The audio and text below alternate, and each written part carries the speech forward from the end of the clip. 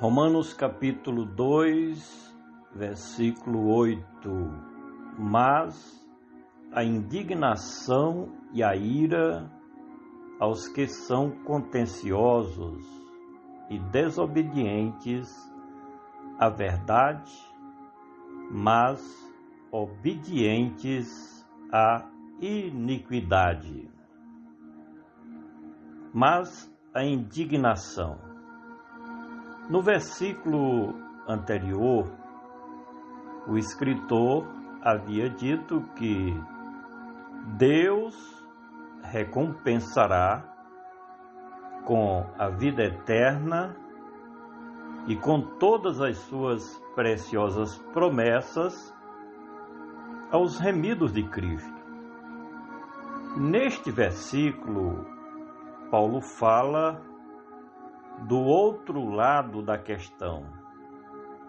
Se todos os seres humanos dessem crédito às verdades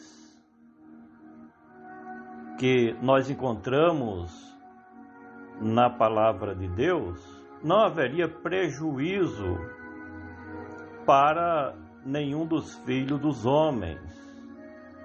O problema é que o homem natural não acredita que na sua vida futura haverá de acontecer tudo que a palavra de Deus anuncia para a humanidade.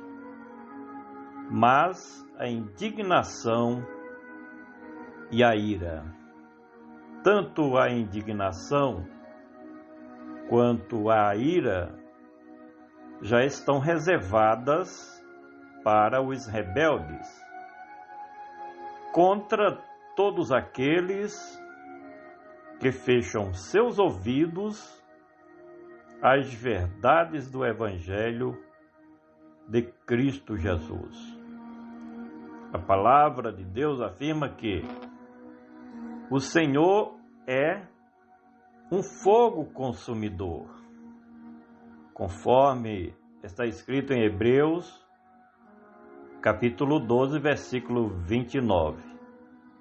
E que horrenda coisa é cair nas mãos do Deus vivo. Hebreus, capítulo 10, versículo 31. Como nessa existência terrena, as pessoas desfrutam mais dos benefícios de Deus, então acham que será sempre assim. Porém, de acordo com a palavra do Senhor, terão que prestar contas das suas obras diante de Deus. Mas a indignação e a ira aos que são contenciosos. Essa expressão, usada pelo apóstolo dos gentios, fala daquelas pessoas que se deixam dominar completamente pelo egoísmo pessoal, ao ponto de acharem que são donas de si mesmas, que não depende de mais ninguém, nem do próprio Deus, que é o Criador de todas as coisas. O egocentrismo ou a egolatria é um sentimento humano que destrói as finalidades para as quais todos os homens foram criados. Portanto, ser contencioso é se manter alienado do Deus Criador.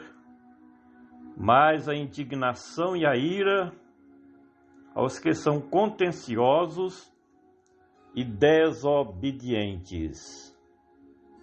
Tudo isto teve começo quando da rebelião do diabo com os seus demônios contra o Criador de todas as coisas. Já no tocante aos filhos dos homens, já no jardim do Éden, quando o representante de todos os seres humanos caiu, e com ele todos cairão também. Foi quando o pecado passou a dominar a vida dos habitantes do planeta Terra. Ateísmo, rebelião, alienação é o que se tem prevalecido na quase totalidade da vida dos que passam sobre o planeta Terra.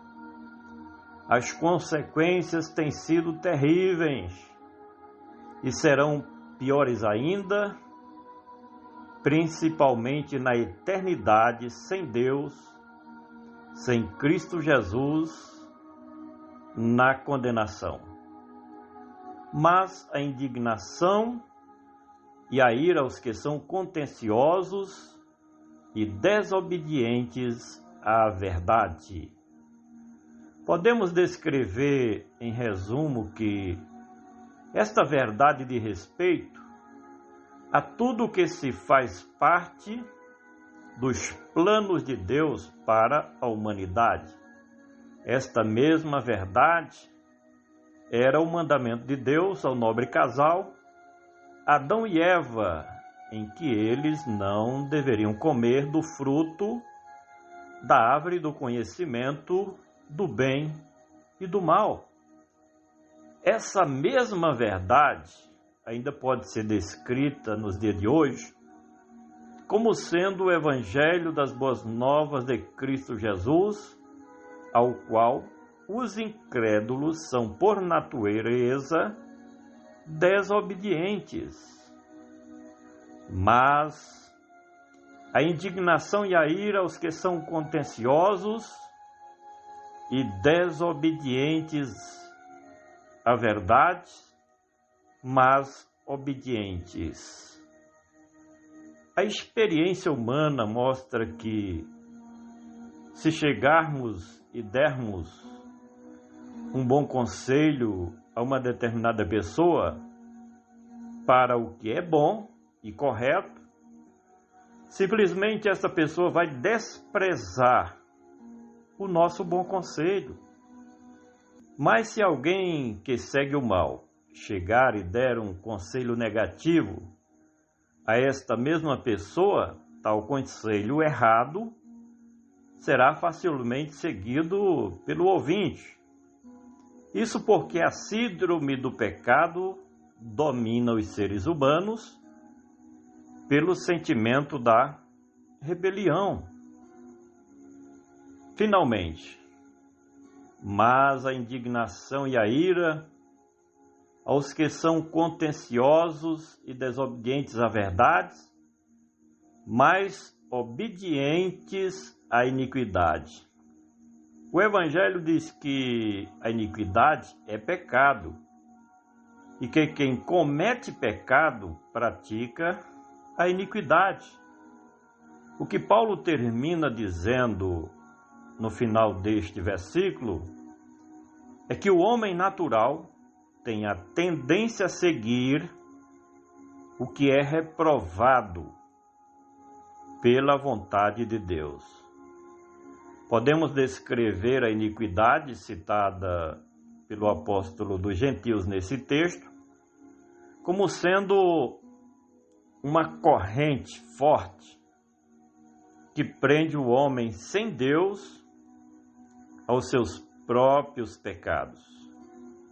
Por isso que Jesus falou que quem comete pecado é escravo do pecado e ponto final sobre esta dura realidade.